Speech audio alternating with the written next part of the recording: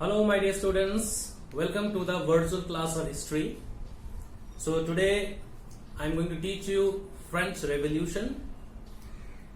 So this is one of the most important milestone and a major turning point in the human history. So in the previous class I taught you about the American War of Independence. So today we are going to do French Revolution. So what were the causes, or we can say what were the factors which were responsible for the cause of the French Revolution, we'll discuss today. Okay, so let's start. So French Revolution took place in 1789 and this was one of the major turning point in the human history. So it revolutionized the social, economic and political fabric not only in France but of all Europe and subsequently of almost entire world. So it was one of the major turning point in the human history which inspired, we can say that French Revolution inspired not only French people but it also inspired the people of the world. India was the one who was greatly inspired by the French Revolution during the national movement. So now let us discuss about the causes of the French Revolution. Let me tell you, my dear, the French society was divided into three main classes or states. We can call it as three states or three classes. First state, the second state and the third state. Okay. So first state consisted of clergy, which included the church officials. The second state consisted of nobles and their families. And third state was composed of 95% of the population of France, and this population included the peasants, the artisans, workers and the middle class. And middle class consisted of merchants, manufacturers and professionals such as lawyers, doctors, teachers, etc. So these three states, if you understand clearly, then it will be easy for us to understand the main grievances of the people of French.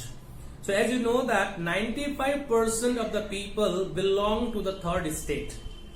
95% of the people belong to the third state. Only 5% belong to the first state and the second state. Now, the first state people and the second state people, okay, they enjoyed numerous privileges. Lot of privileges were enjoyed by the first state and the second state. Like they owned the maximum land in France. They owned practically all land in France, okay, but did not have to pay any taxes. This 5% people, they owned. That means the entire, we can say that all the land in France belonged to the people of first state and the second state. Okay, in spite of enjoying the privileges, they did not pay any taxes to the government. Okay, they were very wealthy and led a comfortable and luxurious life. The people of first state and the second state, they were wealthy and they led a luxurious life. Now what about the 95% people of the France who belong to the third state? These people had to bear the burden of the taxes. Okay, they had to shoulder the entire burden of taxation, but was not entitled any privileges enjoyed by the clergy and the nobles. The privileges enjoyed by the first state and the second state were not at all enjoyed by the people of the third state. Though they were the maximum people, 95% of the people who were denied the privileges, they had to shoulder the burden of the entire taxes. Okay. Taxes were imposed on everything. Each and everything were taxed. Even the basic necessities like salt were taxed. Even the salt, which is very, very essential, was also taxed. Life was very, very hard, especially for the poor peasants. Their life was pathetic. And not only that, they had to pay additional taxes to their feudal lords. So this is what about the distribution of people of the society into three states. The first state and the second state, they led a luxurious life, whereas the people of the third state, their life was very, very hard. And on above that, they had to bear the burden of the entire tax. The first state and the second state, they did not pay any taxes. Though they were wealthy, though they were in a position to pay the taxes, but they did not pay the taxes. They led a luxurious life. Now, next one we can see is growing power of the middle class. As you know that middle class, first class, second class, third class. That means upper class, middle class and the lower class. That means middle class was the one which consisted of, as I told you, they consisted of lawyers, doctors, teachers, merchants and the manufacturers. Now they started to earn money, though they paid the taxes, but they became wealthy. They became slowly and gradually, they became very, very wealthy. That means these people acquired great wealth and became economically powerful in the 18th century. They became economically more and more powerful in the 18th century. But in spite of being wealthy people in the society, they were denied social equality and political rights were not at all equally given to them. That means they were denied social equality and political rights.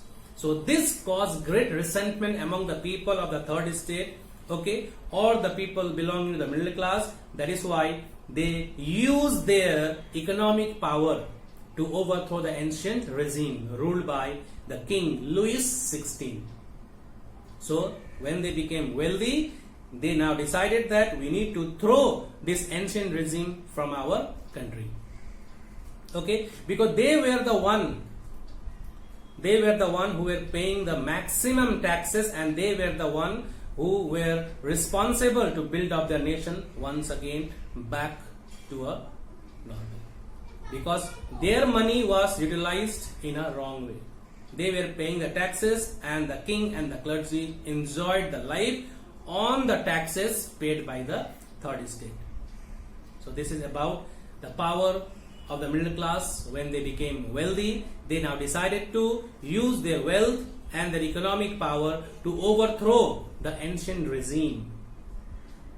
Okay, the next one, during the time in the previous chapter, like American War of Independence, there also we knew about the role played by the philosophers. So revolutionary writings and the ideas of great political philosophers like Voltaire, Rousseau and Montesquieu created an intellectual ferment in France. The middle class was greatly inspired by the writings, revolutionary ideas of liberty, equality, fraternity and popular sovereignty. These political philosophers made the people understand the importance of liberty, equality and fraternity. And you know that liberty, equality and fraternity are enshrined in our preamble also. That means we were inspired by the French Revolution. The outcome of the French Revolution was liberty, equality and fraternity, as well as popular sovereignty ruled by the people. Now you can see that through their writings, the philosophers exposed the evils of the French society. That means the evils existing in the French society was exposed through the writings of these philosophers. They exposed the working of the government, and not only that, they inspired the people to revolt and fight for their rights. What type of rights? They wanted liberty, equality and fraternity. That means these philosophers inspired the people of France to free themselves from the autocratic rule of the ancient regime, okay, and fight for their rights. So the great role was played by the French philosophers, okay, or we can say that political philosophers like Voltaire, Rousseau and Montesquieu. Okay, now next one we can see is that autocratic and absolute monarchy. As you know that the French first state enjoyed maximum privileges. So on above that we can say that the first state people, they enjoyed maximum power, and above that the rule of the French was in the hand of the monarchy. The French king was autocratic, very, very dominant. He enjoyed absolute power. Nobody can question his power. His will was his law. Whatever he wanted, that became a law. So that means the theory of a rule, that means will of a ruler became the law of the land, was followed in France. So the king enjoyed absolute power and his will was the law for the country. There was no check on his power. That means there was no one to question his power. There was no one to check over his power. That means completely he ruled with his autocratic power. So he ruled by divine right. He used to believe that I am the king and I am the representative of God on earth. So nobody can question me. I am only answerable to God, not to the people. I am the ruler of the people, but I am not answerable to the people. I am answerable or accountable to God only. So this was his theory he applied. Okay. And next one we can see inefficient and corrupt administration. Administration under the king was very, very corrupt and inefficient. Officials who were working under the king were very, very selfish. They were not at all concerned about the welfare of the people. What is the duty of the government? What is the duty of the administration? To look after the welfare of the people. But here what we see, the administration was completely corrupt and it was completely inefficient, and the officials who were to look after the welfare of the people, they became selfish and they were completely unconcerned about the welfare of the people. Okay. Now what type of king Louis XVI was? He was a pleasure-loving person. He enjoyed his life. He was completely ignorant of and indifferent to the sufferings of the common people. He was completely ignorant and he was completely indifferent to the sufferings of the common people. Actually, it was his duty to look after the sufferings of the common people, but he ignored it. He was busy in his own life. He was enjoying his life lavishly. And as you know, he was influenced by his beautiful and ambitious wife. And the name of his wife was Marie Antoinette. Okay, Maria Antoinette. So, both wife and husband wasted money on festivities and pleasures and emptied the royal treasury. So, that royal treasury was filled by the people who paid taxes. So, they were enjoying their life lavishly. They were enjoying their luxurious life on the expenses of the people. That means on the expenses of the common people who paid them taxes.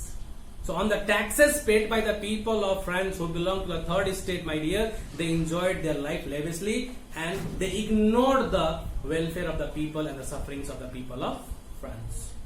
So definitely people will become frustrated due to this.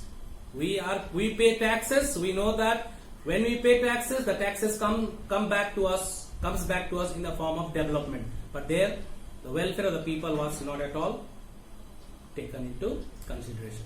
So, both these wife and husband, King Louis XVI and Maria Antoinette, enjoyed their life, wasted money lavishly on festivities and pleasures, and this way they emptied the royal treasury. And now next one, the economic bankruptcy. That means the French, or we can say the France was on the verge of bankruptcy, my dear. So this aggravated the people of France, and they understood that uselessly France is involved in the wars. France was involved in the war which was going on in England, okay, and the French involvement in useless wars against England emptied the royal treasury. The rich privileged classes, my dear, they could not afford to pay any more taxes, continued to be exempted from it, while the poor were crushed under heavier taxes. You can see here, my dear, that means the rich privileged classes which could afford to pay taxes continued to be exempted. From those who can pay. That means the people who were in a position to pay the taxes were exempted, while the poor people who were not in a position to pay the taxes were crushed under heavier taxation. Thus you can understand. The person who can pay was exempted, but the person who cannot pay that means they were pressurized to pay the taxes. This is how the condition of France was during that time. Definitely people will become frustrated due to this. Okay. So, growing power of the middle class, influence of the new ideas, autocratic absolute monarchy. So, what will people do at that situation? What you could have done in that situation? Definitely you could have revolted. You could have tried to free yourself. The same way the people of India also did against the British rule or not. We were frustrated. We were very much fed up with the British rule. So what we did, we decided to overthrow the British rule from our country. The same thing was done by the people of France when they became completely frustrated with the autocratic rule, no development, no welfare measures. The people who paid the taxes were not at all taken into consideration. They were not given social equality. They were not even given political rights also. So they became frustrated. They became discontented. That is why they decided to free themselves from the autocratic rule of King Louis XVI. Okay, so lot of causes are there, my dear. Next one you can see there, as you know, that American Revolution which took place. Many of the French generals and soldiers, they fought in American Revolution. When they returned back to France, my dear, they came back with the revolutionary ideas and inspired the people to fight against the unjust and despotic government of France. When they returned back, they were inspired by the revolutionary ideas and they inspired the people of France. Okay, that means the people of France, the French people were inspired to fight against the autocratic rule to free themselves from their autocracy. So, the success of American revolutionaries, my dear, the American War of Independence, the Americans, they became successful in freeing themselves, and there was a birth of United States of America. So, that inspired the people of France, even, my dear, that if Americans can do, why not we? So the success of American revolutionaries enthusiasted the French people and encouraged them to rebel, encouraged them to revolt against the autocratic rule of France. The same thing happened, my dear.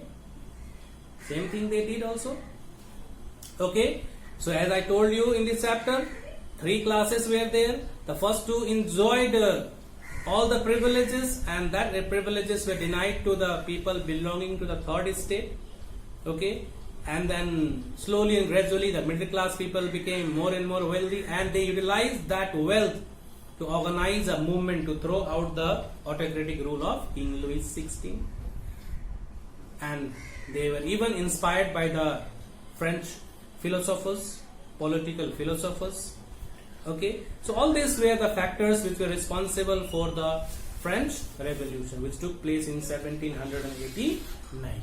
Okay. Now next one. So let us keep it up to this much only. In the next class, I'll tell you about the storming of Bastille. Okay, we'll meet soon. Thank you. Hello, my dear students. Welcome back. So we have already discussed the causes of the French Revolution. So now we'll discuss about the outbreak, the storming of Bastille.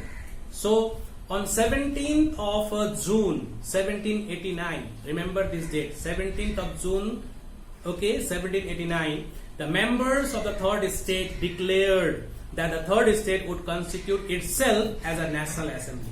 The third estate, now they decided to constitute a national assembly to rule their country.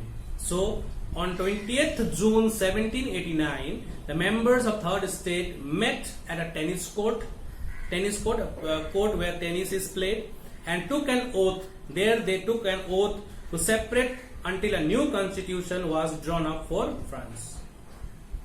Okay, that means they decided to take an oath not to separate until the new constitution was drawn up for France.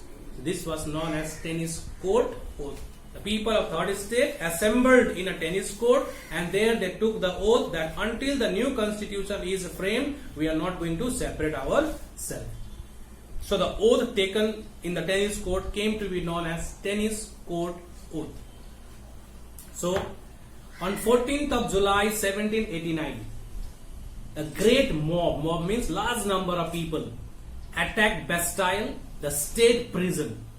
Bastille was a state prison where prisoners were kept over there, where a lot of political prisoners were kept. Who are called political prisoners? Those who went against the king, or those who revolted against the autocratic rule of the king. They were not criminals, they were political prisoners. So they were kept in a prison, in a prison named Bastille. Okay, so on 14th July 1789, the great mob, large number of people attacked Bastille, okay, and freed the people from there. All those political prisoners who were kept in a prison were freed by the people, and these people joined the revolutionaries. These people who were freed, they also joined the revolution. Okay, so storming of Bastille symbolized the victory of the people.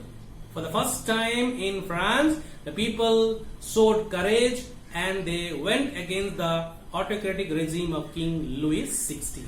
They freed the political prisoners, and from that time onward, the movement started. Okay, the revolution reached to the height.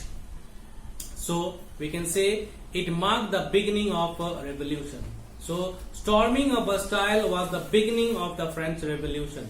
So 14th July even today is celebrated as a national holiday in France.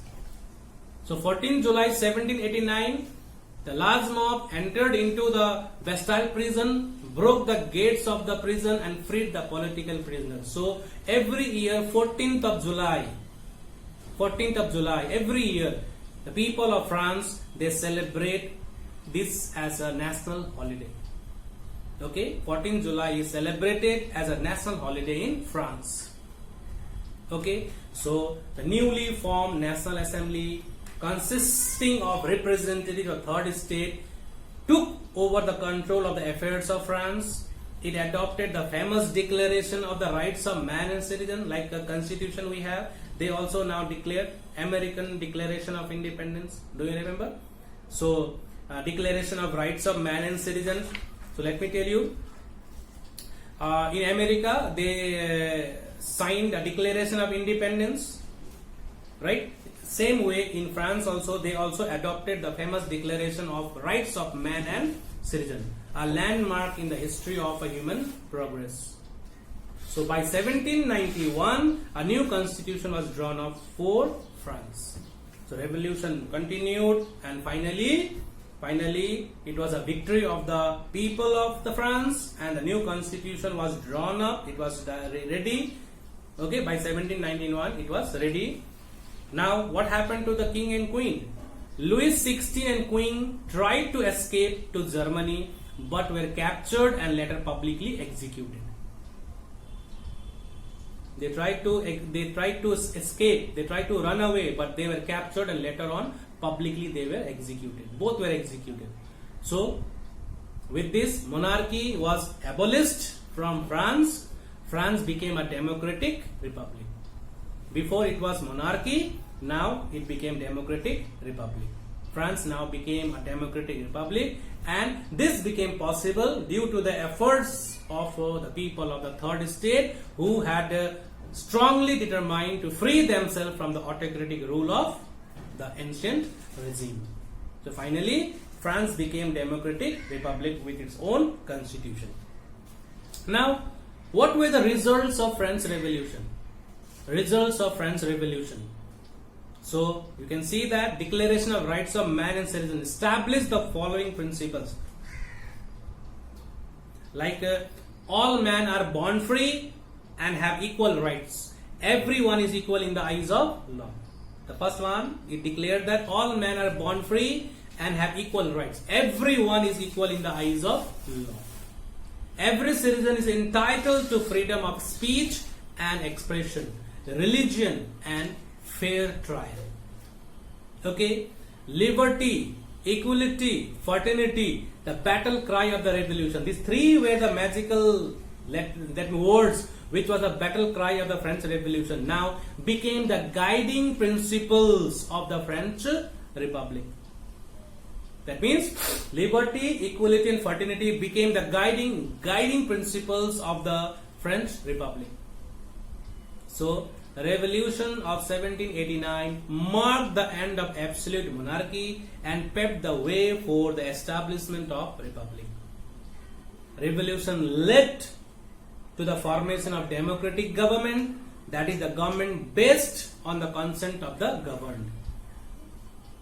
Government was based completely on the consent of the governed. Feudalism, serfdom were completely abolished. Power of the church was brought under the control of the government.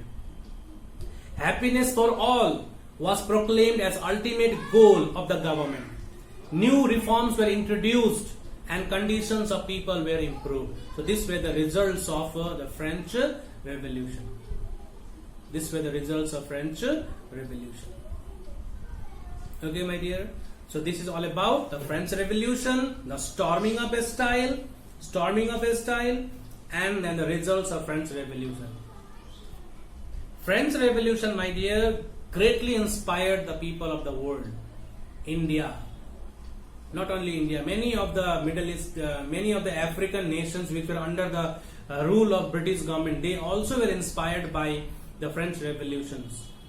And their main, slogan, liberty, equality and fraternity, was very much inspiring for the people of the world. Liberty means freedom. Equality means treat everyone equally. Fraternity means brotherhood. So even in our constitution also we have liberty, equality and fraternity. That means our framers of our constitutions were also greatly inspired by the French Revolution or the results of the French Revolution. So this is what about the results of the French Revolution. So hope, my dear, you all have understood it. So this is all about from this chapter, the best storming of a style and the results of the French Revolution. So next time, in the next class, I'll come with a new topic. So till then, you please take care of yourself and please complete your work. Take care, stay safe, bye bye.